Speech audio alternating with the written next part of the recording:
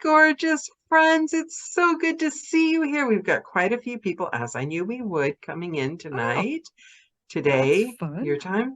This is very exciting. Okay, you guys, you know the rules. I know that Kai is a publisher, but I don't care. We're still doing the quirky questions only. Submit them to, but if you do have anything that you want to make sure that Kai hears, put it in the message and I'm going to send her the chat afterwards. So you can communicate, but quirky questions, fun questions. Anything else? Let's Google. So, Kai, it was really hard not to ask all the good stuff before you guys came, but I was very good. 10-year-old Kai. Oh my Let's gosh. talk about her. Ooh, 10-year-old Kai, that's like fourth grade about. I was so insecure, it's not even funny, but I was just Really? starting to learn how to make the jokes before other people could make them. I was freakishly tall. I was by 10, I was 5'6" and still growing, 5'7", around in that zone. And yeah, kids at school weren't always the nicest to me for that. So And I did we retreat. know how kids love anyone that's different. Yeah. Well, my school did a really stupid thing where it was part of a science thing where everybody was going to weigh themselves and you were going to line it up and sort people and do that thing. And so I was the only girl who was over 100 pounds at 10 years old. And Oh my it God, was they weighed brutal. you and And told other people what your weight was. yeah, and then like put us in order of weight. Like, why would you do that? Why would anybody do that? It was just mean. So that was not fun, but I retreated into a lot of stories and things at that time and had a lot of escapism in my life. And I was very lucky that I have they're still alive, three brothers. So I had found companionship at home if I didn't always have it at school at the time. Were you And yeah, younger, older? Where were you in I'm the the? third of the four and the only female in the lineup. So that formed me as well. So I had a lot of tomboy clothes and things like that, which also probably didn't help with me fitting in super well, but But it it did probably sharpen my wit. helped. Yeah, it probably helped Mhm. in strength and confidence and personality as well. Absolutely. Like most people go into middle school and feel really insecure and they have the worst time of their life. Then I got it early. So by the time I hit middle school, I had the jokes ready. I knew how to make them first. Nobody could touch me and I was ready to go. And I enjoyed middle school. And I don't think that many people can say that. So I had a thick skin already built up. Did you have any so were you dreaming about the future girl, or were you going out and playing and living in the moment girl, or were you, I'm going to be an actress, I'm going to be a writer? I knew What? I wanted to do or at the time, because also puberty hit fast and hard and early for me, felt so ugly. So I had initially would have loved to have been an actress, but I thought I was just too hideous. And I did a lot of writing instead. And anytime in a class that I could write a novel instead of a science report, where like I personified when we had to write about the elements on the periodic table, I was assigned Silver and I made Silver a person who was going in for a job interview and ended up giving all of their qualities about the element that way. And anytime I got an excuse to write a script instead of how they actually wanted it to be written, my teachers were great and let me do that. And I got to exercise all this creativity going forward that way. So at the time, I really wanted to be a writer and I thought it would be great to be a screenwriter and just tell stories. That's what I wanted to do. And I've always wanted to do that. And that, I love the fact that I'm involved in just making stories come to life now because that's like little Kai's dream come to life. It's pretty cool. And do you know what's funny? It's before the call, you made a comment about that, about the feeling about the looks. Mm-hmm. And anybody that's looking at you, I mean, we're like such a shallow world, aren't we? But your photo, your picture, you're like stunning. And so it's like to hear it's our self-perception, isn't it? We Yeah, literally don't see ourselves. yeah. Well, I mean, I also I didn't know how to put on makeup. I didn't know how to dress for a girl. I didn't know how to do my hair. I didn't have any older sisters, anyone teaching me how to Your do any of brothers. that stuff. Yeah, I had terrible skin. Like everything about it, I was giant. I just felt like an ogre all the time. But yeah, I've retreated into writing great stories, and then I wrote these stories and could give my friends parts in them, or make friends by giving them parts in these Oh, things. see. And so it kind of comes full circle in a way there too. Yeah, that's a power play right there. And it's also a kind of a bit of the future because look what you I do now. I know. I just started laughing because I was like, I didn't even think about that and how it made that connection until just now. I don't do it just to make friends anymore. No, That was just you I just was turned out middle to be school good Kai. at it. You were so okay, so we all hit a rough patch. So you had that rough Mhm. patch. You got over it. Middle school, you started to find ways to turn the negatives into positives Yeah. and took control of your narrative. Hmm. Um, what did that look like for you after high school? You know, when you got out into the world, did you have any kind of like Don Quixote windmills that you had to fight to Oh find yourself in a yeah. place of, No, I totally had the big fish, small pond syndrome thing when I got out of high school because I did well where I was at. I was very lucky that school was not a challenge for me, and I made it a point that I was going to get a 4.0 in high school so I could go to any college I wanted to. Did every single extracurricular, was overly involved in everything because my goal was I'm getting out of my small town lifestyle and I'm moving to LA or New York. One of the two. I'm going somewhere. And so I was very motivated to do that. And I did. I got accepted to USC. My dad called me in the middle of English class to tell me a big package had come in the mail. And I like screamed in a closet because I got accepted into my dream where are you school. from? Where were you? What Oh, Eau school? Claire, Wisconsin, which I should preface also. Eau Claire is not tiny. It is at the time when I was there growing up, there was about 50,000, which is tiny compared to Los Angeles, but Yeah, and yeah. to a lot of other places, especially in the Midwest, isn't tiny. I just felt like it was tiny for me. It's yeah, I Um, grew up in yeah, Fresno, California. It felt like the smallest town in the world, but I think it's got like quite a lot of people in it. yeah, that's over 100,000, I'm pretty Yeah, sure. but it So wasn't that much when I was, but yeah, it felt yeah, yeah. small. So and like it was there, it was the biggest city around. So that's the other Yeah. thing of if your metropolitan area is 50,000 people, it feels a little small. So moving to LA, I definitely just felt like a deer in the headlights at first. Going to school, I was so intimidated by all of these kids who had grown up in Beverly Hills and the Orange County, and the OC had just come out the year before. So I was all daunted by what these SoCal natives must be like. And in my dorm, I went back, I like had a flashback to feeling like the ugly duckling all over again. I was like, no, I was supposed to be past that in life, not I again. was gonna ask you that because that was what I experienced in LA. The Mm. look thing. With me, it Oh was yeah. weight, but it was the I Oh, I was can't told live my directly real to my life. face. Yeah, directly to my face. You're cute, but you'll never be hot unless you lose 20 pounds. Yeah, I'm like, I was told that whoa. yeah, I was told that several times. Yeah. I was told, I'm sorry, but by my roommates, can you please not be at the party tonight? It's not a good look for me to have pudgy people. And I think at the time I weighed like Whoa. 120 pounds. I was like, Oh my gosh. but Or that's a little that's bit more harsh than I actually experienced. yeah, So I'm but sorry. she was very but it's not even just the weight. There Hmm. is a thing. You feel like the real life is the No, weight was successful definitely a one. thing for me as well. I was obsessed about that health fact. I had multiple people tell me I should get different types of augmenting surgeries done. Yeah, it was fun, especially coming in and already being insecure and having that flood in Yeah. again. So it took again learning how to grow that thick skin and be like, that's an opinion, not a fact, and we're going to move on with their life and find a new way around it. And that was one of the things where I really loved about comedy, whereas you didn't have to be as pretty in comedy. In fact, it could hurt you. So I was like, yay, I feel more confident just This making the is jokes. this is fast. I got to tell you how fascinating this is because I didn't grow the thick skin.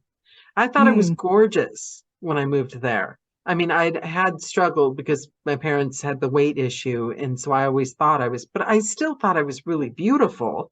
I did. I just was really pleased with myself. I would look in the mirror, I think I'm really pretty. I don't understand why nobody else thinks so. But I got to LA and I believed them. Mm. And it's funny you say that because, and you guys, to preface this, we'll get to this later in the call. I was watching Khai. I saw some videos of Khai acting, and the comedic talent was next level. I mean, there was one video where she just the expression on her face. I could have tuned in and just seen the look on your face, and that's all I needed. I didn't even need conversation or anything else because you told a story. And I think you finding a way to yourself through comedy is I built a barrier, and I think that's why I found it hard physically to express myself, which is why I ended up, Interesting. narrating because my voice is always skinny, you know, There should which be a t-shirt that says that. yeah. But maybe that helped you. Like, Yeah, I stopped caring about if I was pretty or not. And it took me a long time to get there, just being like, what does it matter? I'm just gonna be funny. So yeah, maybe I am pretty, maybe I'm not, but I'm not gonna let it affect me, and I'm not gonna try to attain some goal that I don't even know what the goal is or what that would even look yeah, like for me.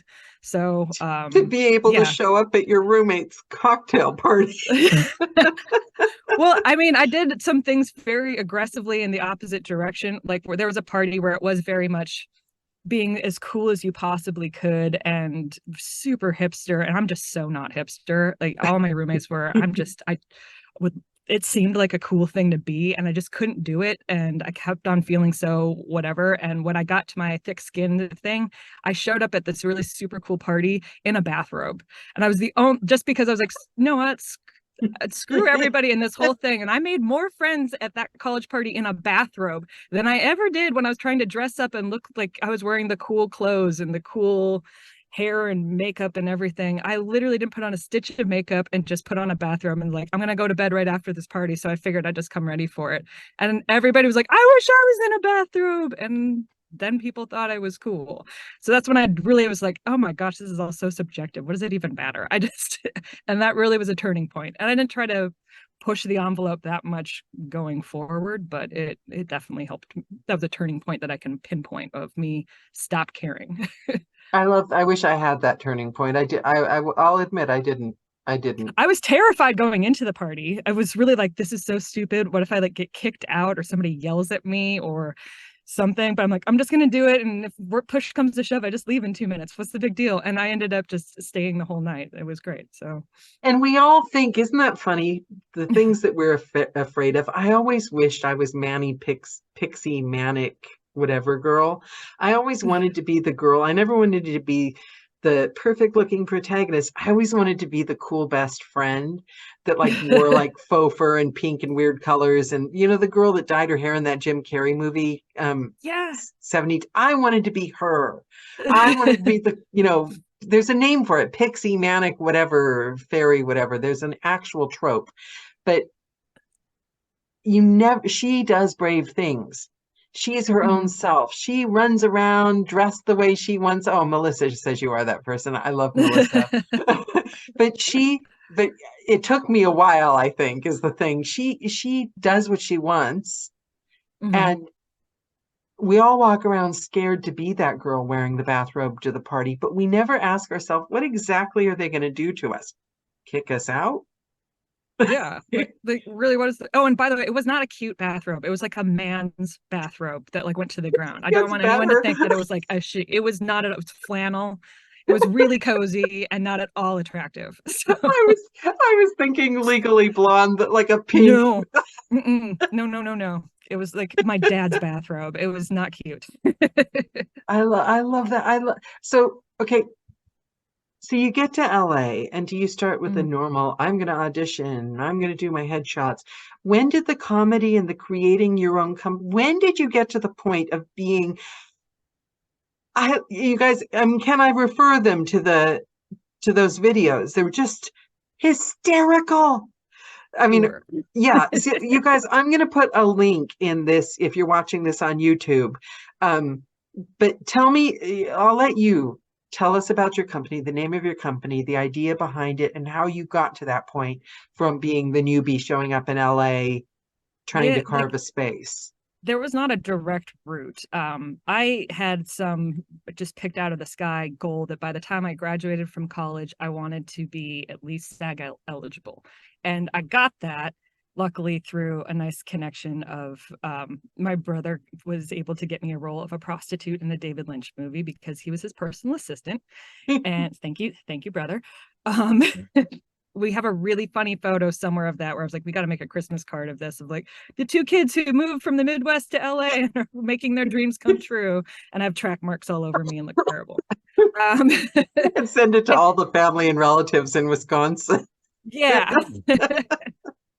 So I'd started to like kind of get a niche in that way and figure out some stuff with, well, that whole world. And I had some great professors, actually, though they all told me I should move to New York because they said that my life would be better in theater than in film, which is probably true on a few levels. And I love the live aspect of things. But I totally got derailed on how I got to the company. From that prostitute role, though, I got more prostitute roles, which was not something I really wanted to carve a niche for myself in. And I started to get really frustrated that the only things that were for somebody in her early 20s, especially when they're blonde, were dumb bimbo roles. And they had no personality. You served no plot forwarding whatsoever. You didn't need to have a character. You were just a device for the main male character. And Yeah. it was so infuriating to me.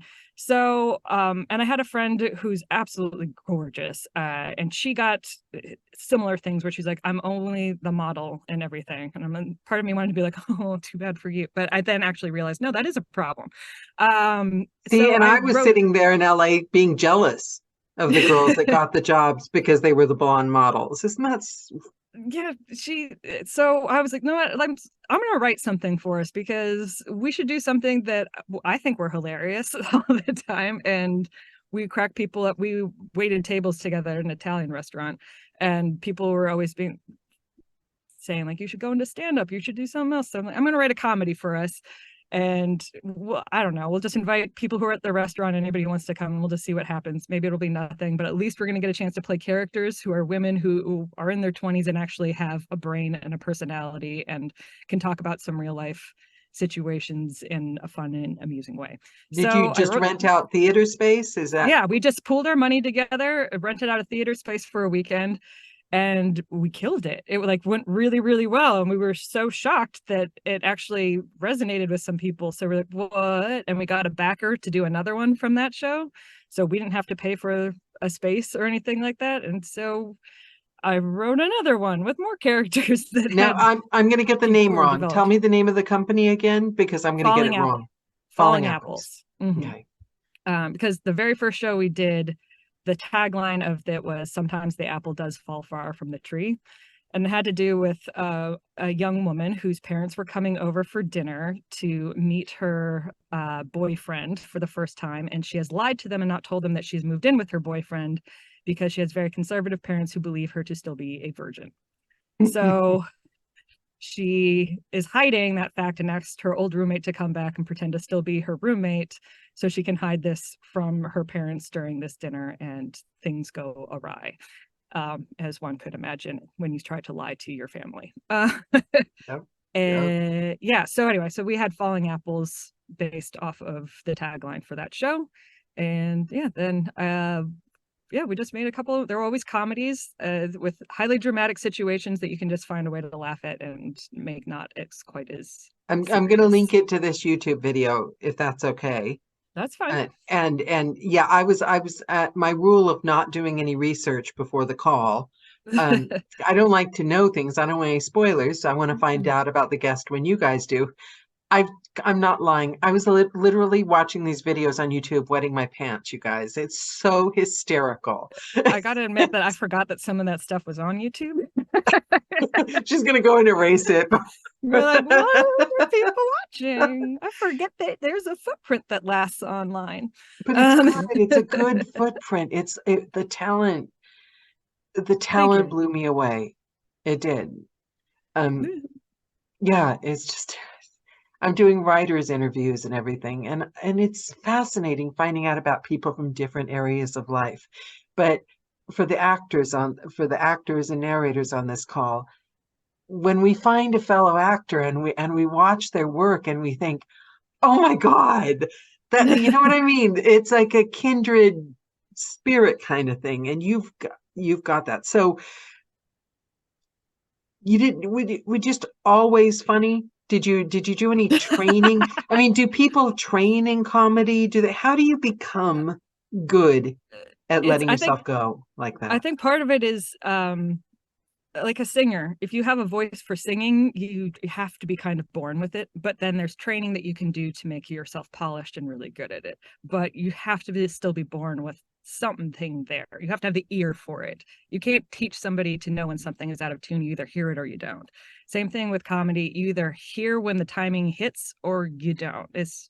There's just no two ways. But that's my favorite thing to cast because it's so easy. Somebody's like, "Oh, you nailed it. That was what it is," and now I am laughing. And somebody else says the exact same thing, and they can perform it so sincerely and so well, but it's just not funny. It's just comes down to that one little timing situation there. So, I the only real formal comedy training I did though was I took a stand up class that I had been told to try stand up for a long time, and I finally got over my fear of it and took a stand up class, and it was so fun. I just came at it as like, I'm just here to have a PSA with people about things I just wish you would know, Yeah. that I don't think other people know about, like Cher is a god, and Billy Blanks and his tie bow can save people. And like, it was all things I genuinely believed, but were ridiculous anyway. Well, Cher's great because you can sing along to her music in the car, and because she's had so much work done, she doesn't move her mouth, so none of her songs are required to move your mouth, so you can be belting it in the car and somebody can look in and not know. So that's why she's amazing. Sorry, that was a tangent. So but from that I actually did stand up for a little bit. My teacher actually booked me on my first job from that. And yeah, the more you do anything, the better you get at it. And that's the same thing I think with anything in the arts.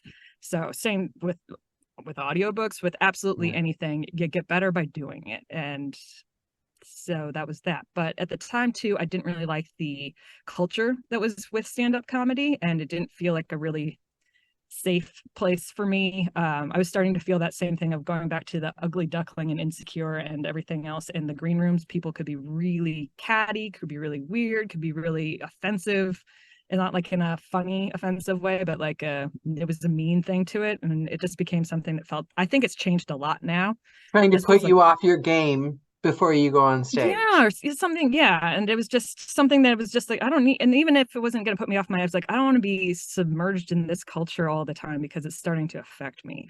And this Yeah. was also pre Me Too, so I think a lot of things are different now and could be a lot better about the situation. But at the time I was just like, I don't know if this is where I'm going to find joy.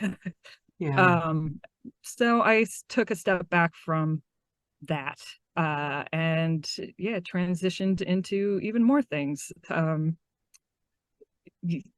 audiobooks came from the place too, so that was a natural transition of people seeing work and thinking I could have an ear for figuring out how to make audiobooks better, Yeah. Do you and listen to that's what it did. audiobooks like aside from work?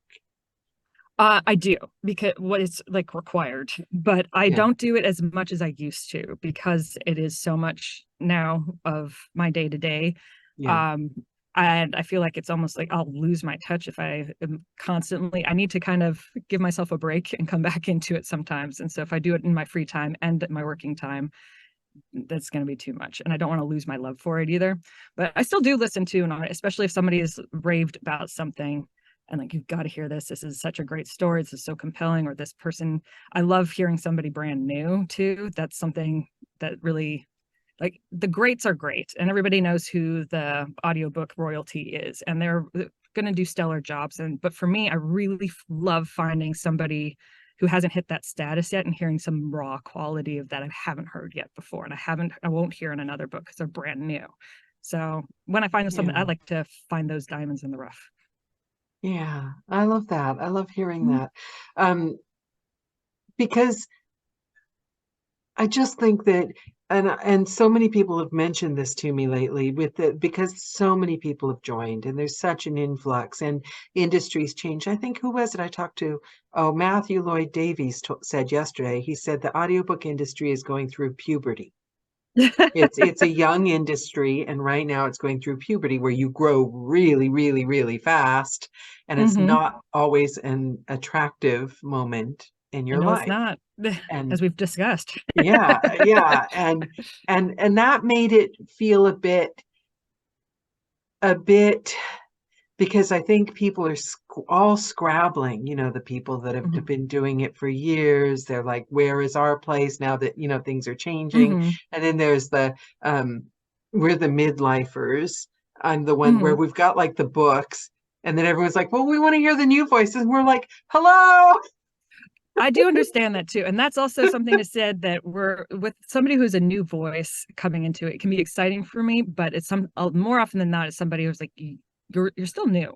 And if there's something that I'm not feeling comfortable on taking a risk on, that's where I love my mid people, as you call them, is Yeah, that's where I'm yeah. like, oh, it's somebody who I know is reliable. They know what's going on. They don't have to ask a bunch of questions. They know what they're doing. They're going to get the job done, and they're going to get the job done well. I have some confidence going into this, and that takes a lot of nerves, right? Because if something doesn't do well, I take it personally. Like, I've let the company down, I've let the author down, I've let a lot of people It's down. I don't want to it's do that, so but what I'm I'm not.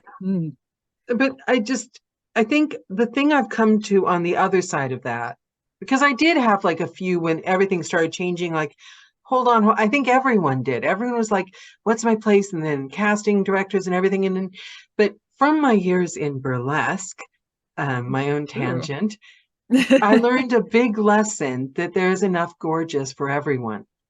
That Yes. and I really, really, I think I've settled into a place in my head from talking to other producers and publishers, and a lot of them have said, well, a lot of it's author approval, and there's so many things that go into it, aren't there? There's, if you happen to have been in contact on the day that a certain book happened to have come up, if you happen to, That has happened so many times to me where I'm like, yeah, oh, who am I going to get for this book? And I have a random check and I'm like, oh my God, they're perfect. I'm so glad they just reached out.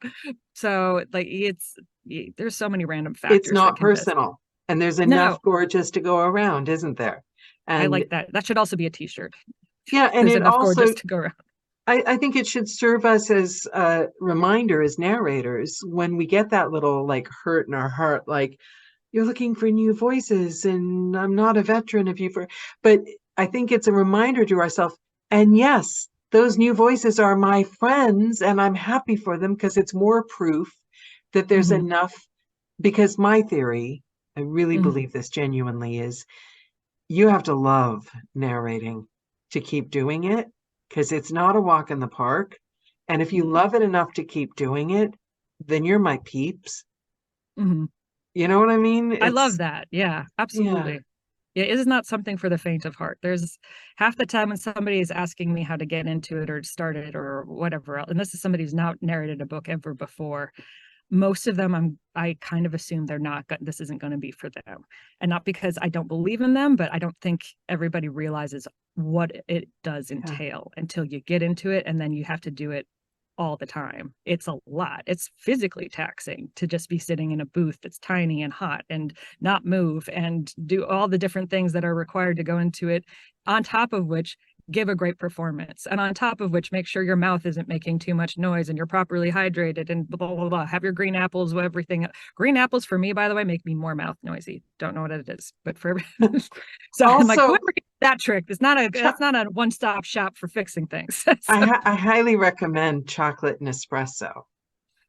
Works ooh, for me. I'm just that's saying. fantastic.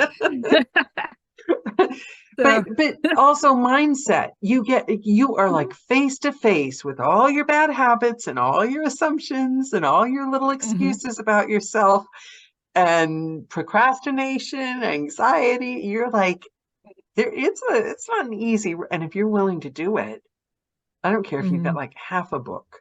I love you because you're like me. But you know what I Well, that's one of mean? the things I think is so great about this community in general. It's one of the more supportive communities in the performing arts rather than so competitive. And people Yeah. just like, I remember going to commercial auditions and everybody in the room just shooting daggers at each other because everybody was scrambling for this one job that, let's be honest, was really crap. Who wanted to be the person who picked up Cheerios off the floor for a 2-year-old? That's not your dream job. It's not even my dream job when I had a 2-year-old. So that being said, in the audiobook world, I feel like people all the time, they'll be like, I just auditioned for this, but did you think of this person too? Their voice would sound great. Like that type of support is astounding to me. And it makes me just love narrators even more. The fact that that's the type of community this is. I first experienced that in burlesque because there were a zillion different people, and it Mm-hmm. was like the most beautiful freaks in the world.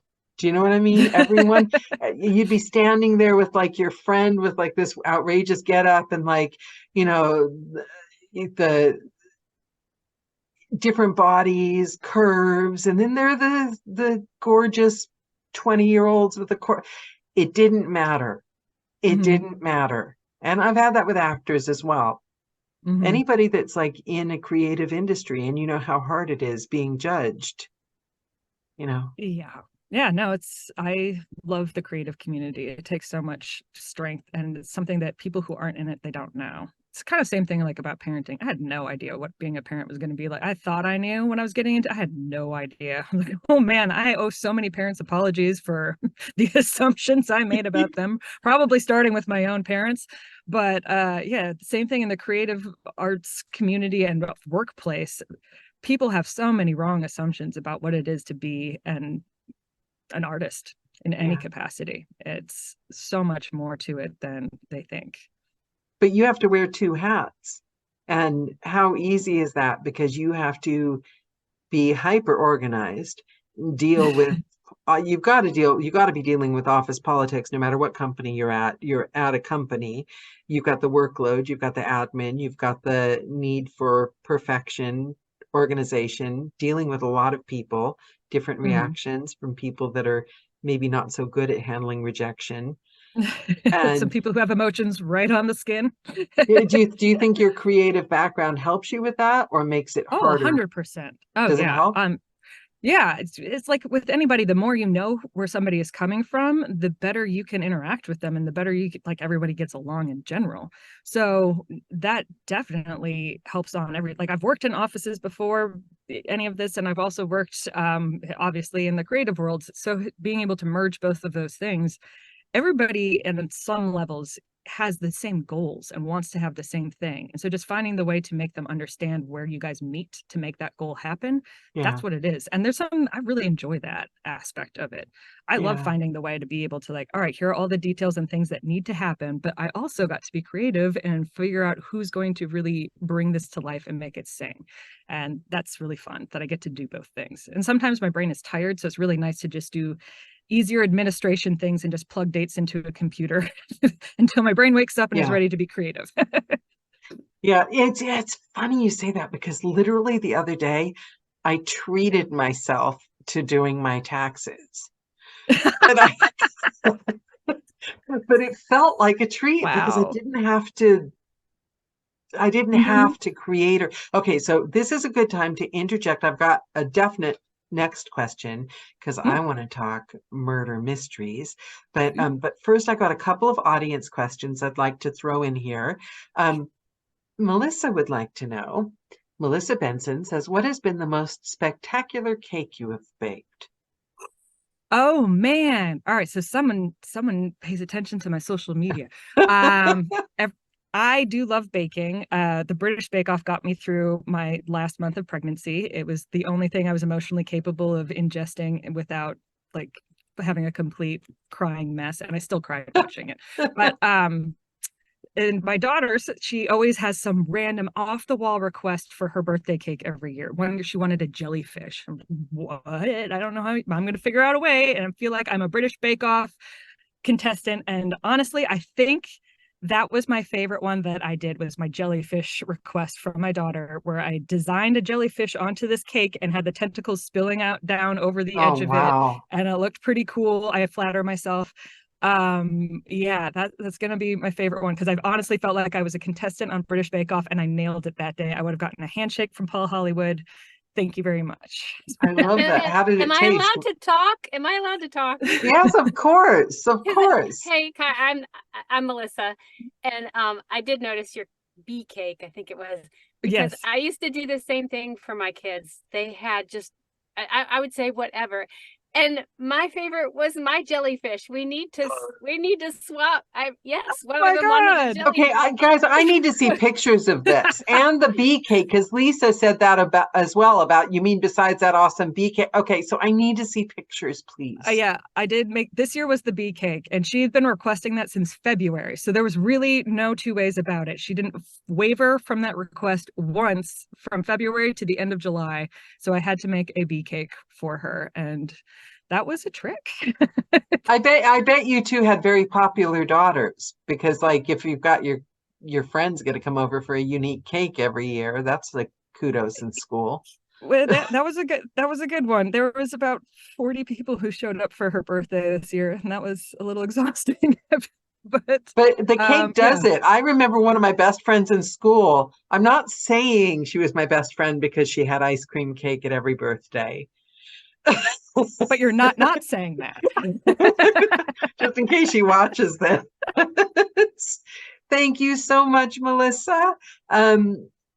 James, what is the old saying? Dying is easy, comedy is hard.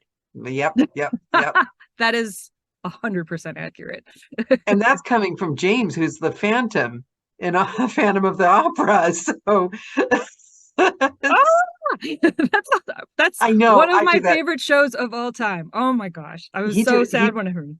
He did it for years. So yeah, I do get a little starstruck every time. Okay, so oh no, I just like blushed. I got so excited. Yeah, I do that too. I'm like, James, I know him. I've seen that show more than I think any other Broadway show. No, definitely have seen that more than any other Broadway show.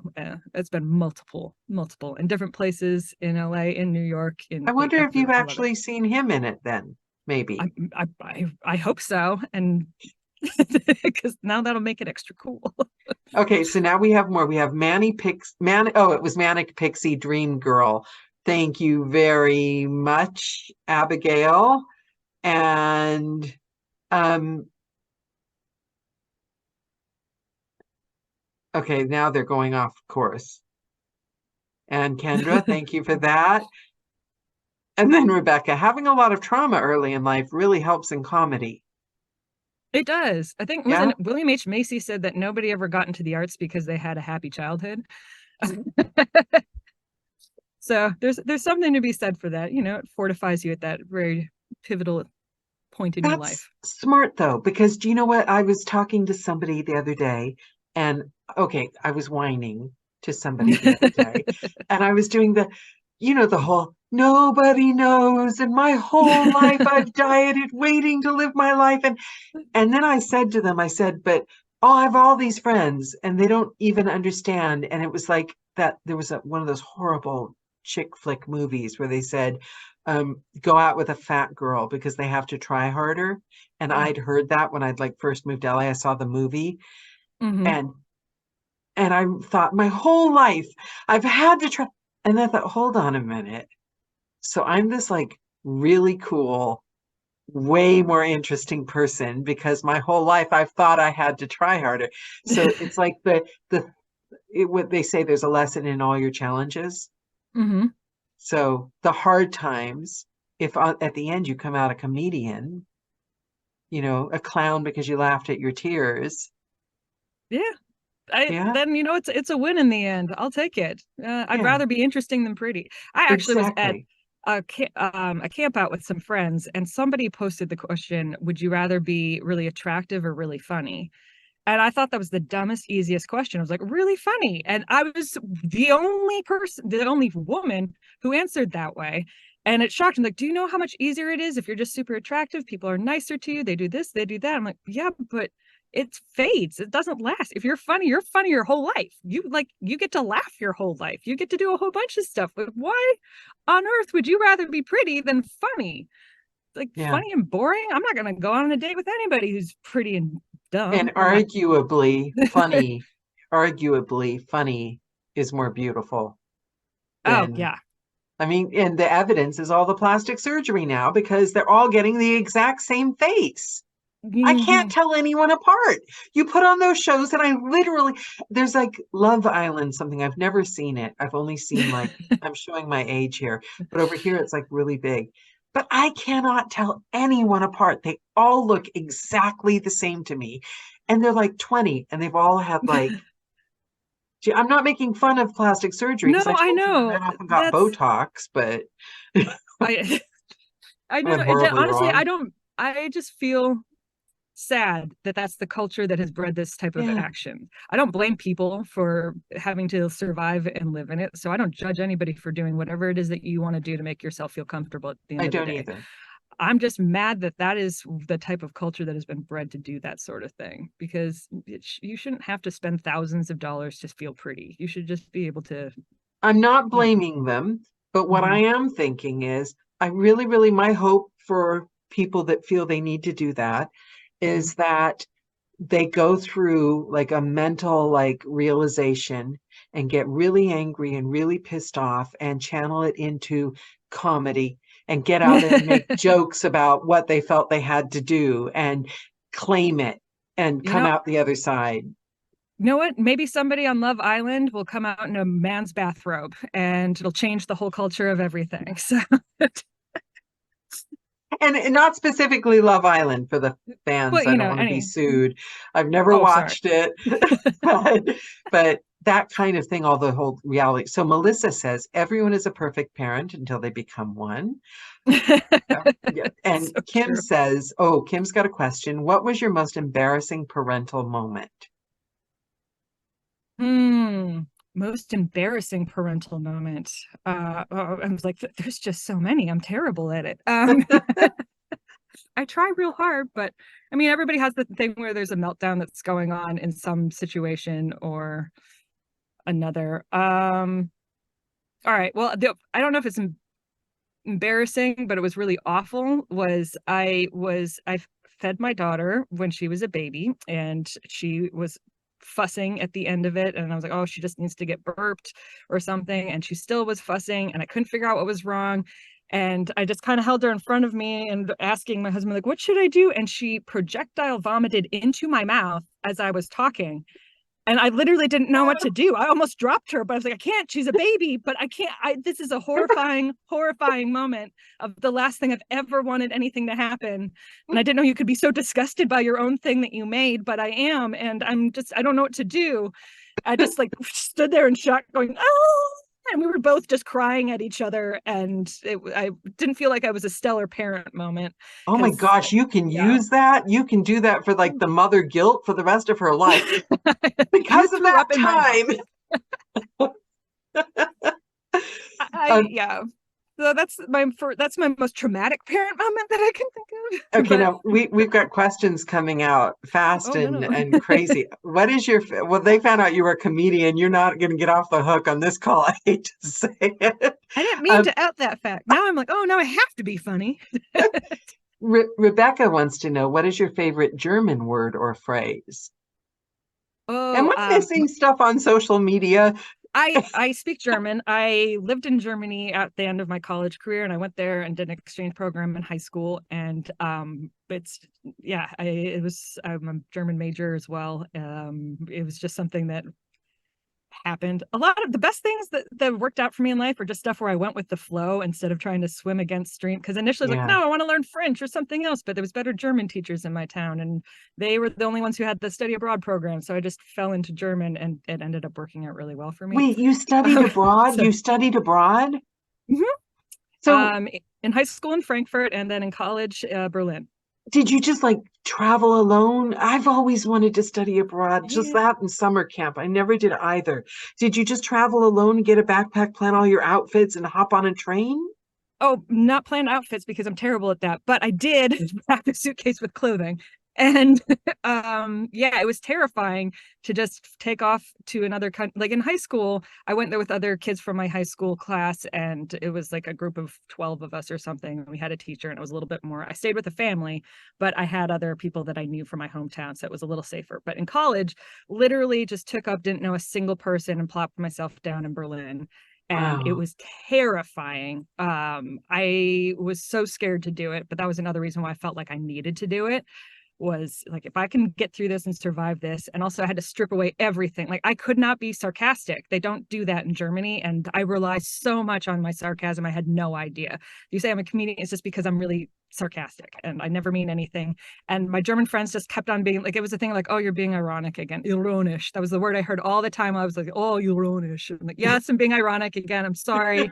I lost a bet with my friend Jana, who said bet I could not be sarcastic for one full day. And I was like, I can do it. I can do it. And I'd been in Germany for a while. I'm like, I got this. I'm going to not be sarcastic for the whole day. And we were hanging out for most of it. And I was getting right to the end and we were at a cafe. I was like, look how great I was at not being sarcastic. And a woman came by in the most ridiculous dress that was just, it didn't make sense, on a bike. And I was like, you know, not a dress you would ever be on a bike with. And I couldn't help it. It just flew out. I was like, well, that's a nice dress. And she looked at me and she's like, no, that's not a nice dress at all. You're doing nothing. I was like, you should have moved to London. They'd love you here.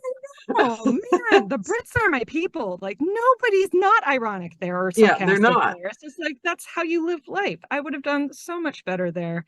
But anyway, I had to like relearn my personality and had to learn how to be very direct and honest and not filter things through. I use comedy as a defense mechanism, obviously, because that's how I dealt with my traumatic backstory.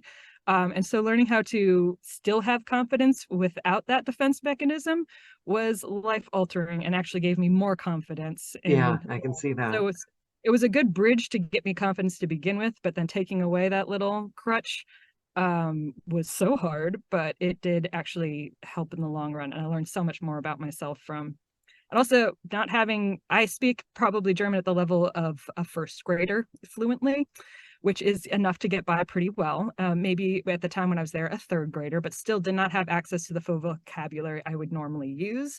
And so trying to get people to know who I am and think I was smart and all these other things I relied on and thought that were my personality that I couldn't just because I didn't have the vocabulary for it was another humbling and very life-changing experience. So highly recommend forcing yourself to go to a country where English is not their first language and figuring out who you are when you have that stripped away. It made me also realize I couldn't live there. Oh yeah, everything. But I loved there. I would go back, but I don't think I could live there because I like people thinking I'm smart. But you see that my father's Italian and we grew up spending summers there, or my father was Italian and we grew up spending summers there and then winters at school in Fresno. But the thing is, when we were little, we spoke Italian fluently. And then when you get older and you go back, my parents spoke English to us. So I didn't feel smart, like you're saying right there. And it was like massive shame. Because you're like, why are you too stupid to like follow that? I'm like, I understand everything you're saying. I just can't get my comeback fast enough. Exactly. You're just like, can you please speak slower? Oh, I hate asking that, but I need you to. So it's just, Oh, no, see, I didn't ask. I would just nod and act like I knew what they were saying. I got in trouble a few times. Okay, so we've got more questions. Tons of. Sorry to keep interrupting you. It's just you. No, go for it. I feel like I'm all over the place. I gotta say, most casting. 10-year-old Kai will be so excited. Well, really, okay. Hand on heart, every other casting director we've had, and they love them all. They've all been much, much more like. Kind of like less quirky questions and more grown-up questions. They've pulled out all the stops. I think it's because I talked about wearing a bathrobe and being a prostitute. I think you set the tone. Okay, Barbara wants to know, what was the latest cool purchase you've made? Oh man, latest cool purchase. Oh no, that's easy. So when I started working at Podium, we had 7 years previously pared down to a one-car household because we're both working from home primarily. And when I was working in the office, it was the same office my husband was working at. So for environmental purposes and everything else, we pared down to a one-car household and got 2 bikes and just did everything that way. And then when I got the job at Podium, where I was going to have to commute 28 miles each way 3 days a week, it was like, we're going to need another car now. And especially with my daughter, who's now doing like karate and activities, and we're going to need another car. But we sucked it up, and all the money we saved over the last 7 years from not having a second vehicle, we got an electric vehicle. And that was really cool. And I was really excited, and it makes noises like a spaceship. And which you have to plug it into an outlet? I mean, you can't, but like there's charging stations all around, and the car came with 2 years of free charging. So I haven't had to pay for gas or electricity even to power my car I won't have to for 2 years, which is pretty rad. But I understand. So there's already a charge on it. You won't have to plug it in for 2 years. But when you do no, plug it in, I'll have to recharge it. But I don't have to pay for it because I go to certain stations that I have a plan I just plug in and my plan registers with them and they comp my charging. And then how long does that take? Do you just sit there with like a book for 3 hours? No. Where I go, it's like 20 to 30 minutes. So I'll plug in and go grab a coffee down the street or go for a short walk around the neighborhood, get some exercise, chat with my folks on the phone or something. So that's the Jetsons. So what color? It's so crazy. It's black. What color? Black? Yeah. And I never thought I'd be the one. I always had silver cars. This is my first black vehicle. So I kind of feel like I'm driving like a car that would take the president or something somewhere. Like it's just seems like Secret Service car. But it's been great. And also it was my first car that's a hatchback and kind of mini SUV-esque, which really helps because as slightly alluded to before, I have a murder mystery company and I have to carry around dead bodies sometimes. And that is really convenient. I'm chomping at the bit for that one. Okay, now let me just, I think we're at the end of this. So the Great British Bake Off is what got Abigail through the first 3 weeks of immediate postpartum. It's a great show, emotionally soothing for everyone. They should assign it in therapy. I confess, and I'm afraid to say this in case I never get another book from Podium, but I hate baking. You don't have to like baking. It's fine as long as you don't hate the British Bake Off. I can't watch it. You know what? It's like when they made you play with clay when you were in school. And I was the child that was like, I'm going to have to clean that up. It's getting messy. To me, baking, all the flour and the sugar, and it touches your fingers. And so I probably won't get to do the next baking book. But it's okay. I mean, that's why there's enough gorgeousness to go around. Yes, I shall free up those baking books for those that like it. But I will, on the other hand, happily eat if anyone. Kim says she made a Wally for her son. Oh, that's awesome. James said 22 and a half years. Oh, as Phantom? Yeah, I'm probably saw him. No telling who I might have been on any given night. Oh, I probably definitely saw you then. And James says, question for you. Did you help put together R.C. Bray's outtakes? I did not. I was not part of that team. There's a whole separate team that does that, like the marketing team. But they're genius and wonderful. You don't want me doing that. You want me doing what I'm doing at this company.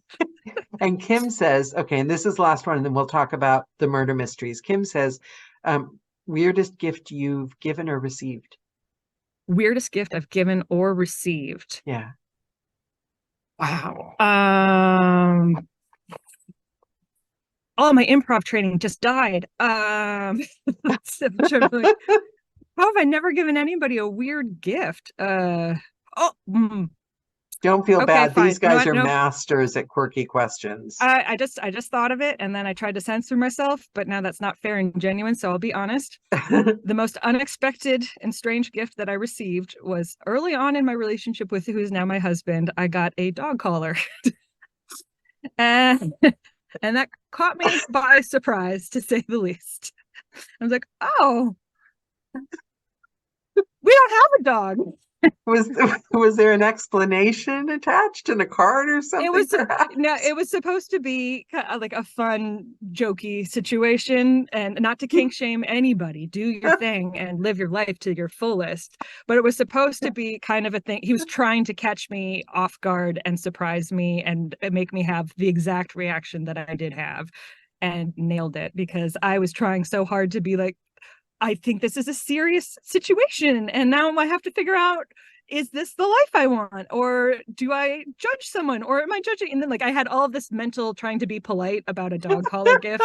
And meanwhile, he's just cracking up and dying on the inside. He's definitely made himself memorable and it worked. Yeah, it did. Well, that was the thing. He was always able to make me laugh. And that was what I wanted to do more than anything, is laugh. So that's how that wound up.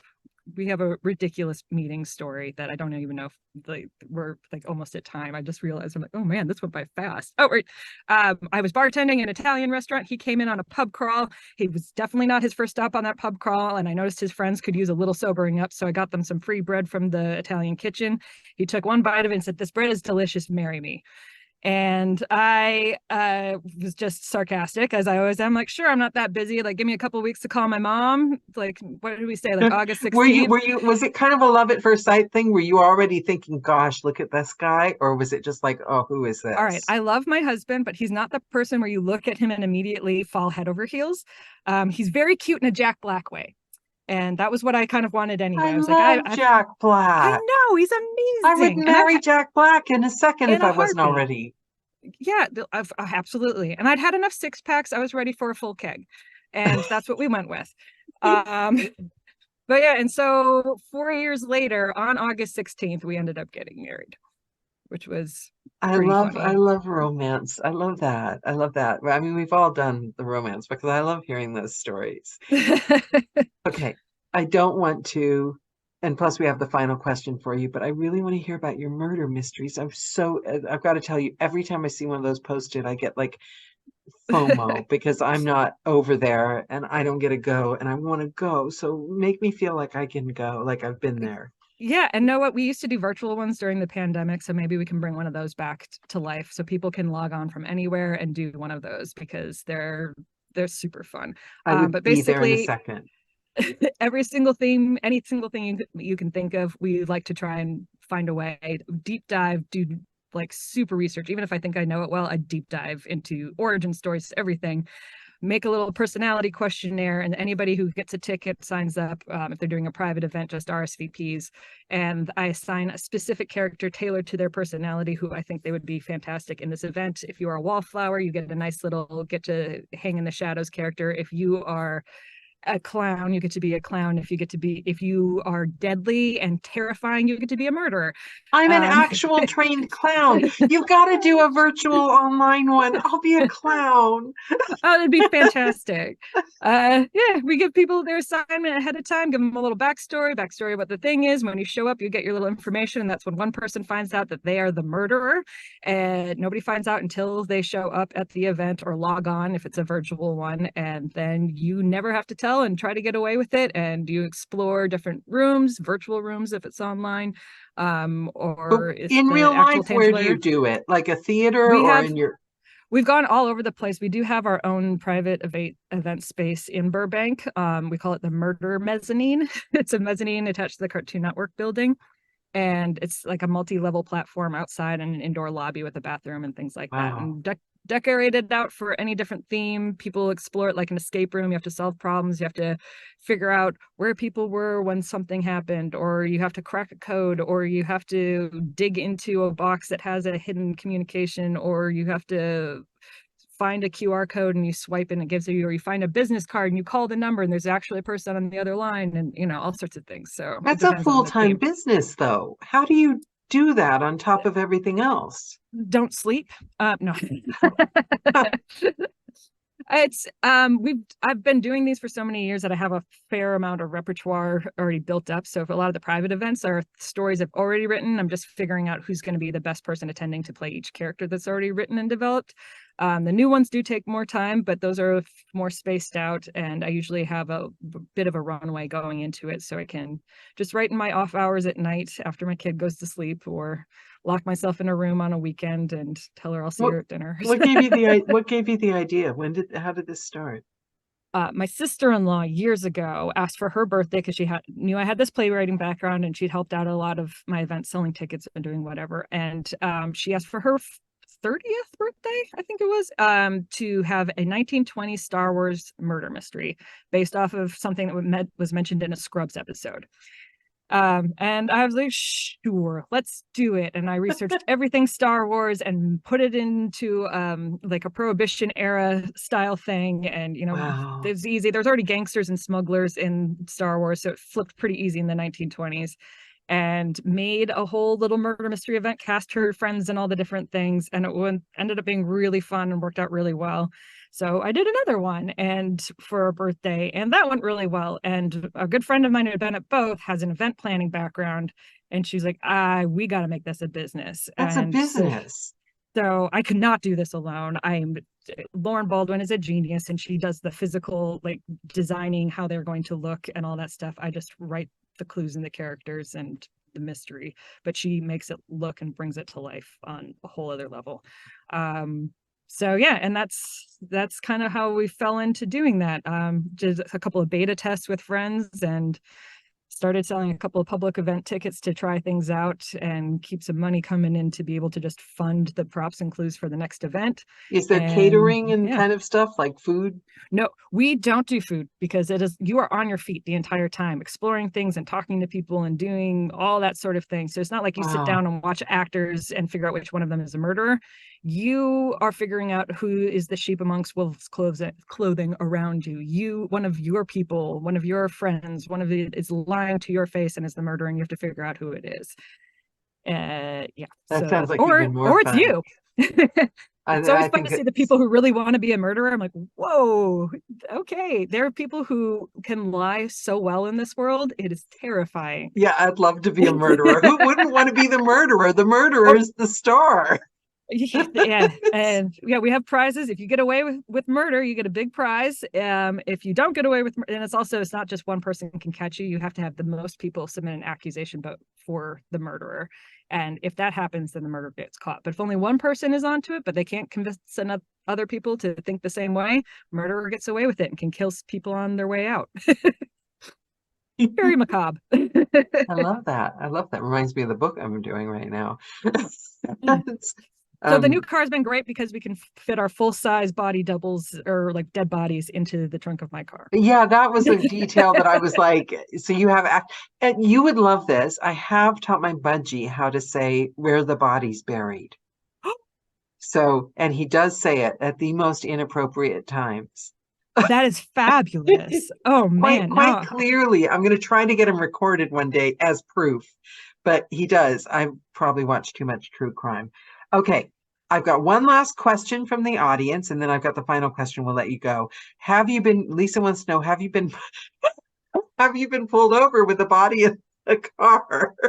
Okay, so gets even better. The Cartoon Network building where we have our murder mezzanine is literally across the street from the Burbank Police Department. Literally across the street for it. So I have come in and out of my car with the dead body that we use the most is 5'9", almost exactly my size, so it can wear my clothes.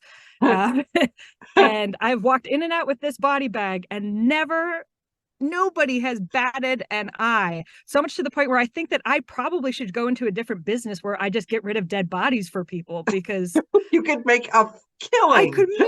It's literally like, it's unreal. And that's one of those things too where I'm like, maybe there is some privilege in this country so that I can just go around in front of the police department with a literal body bag and nobody does anything about it.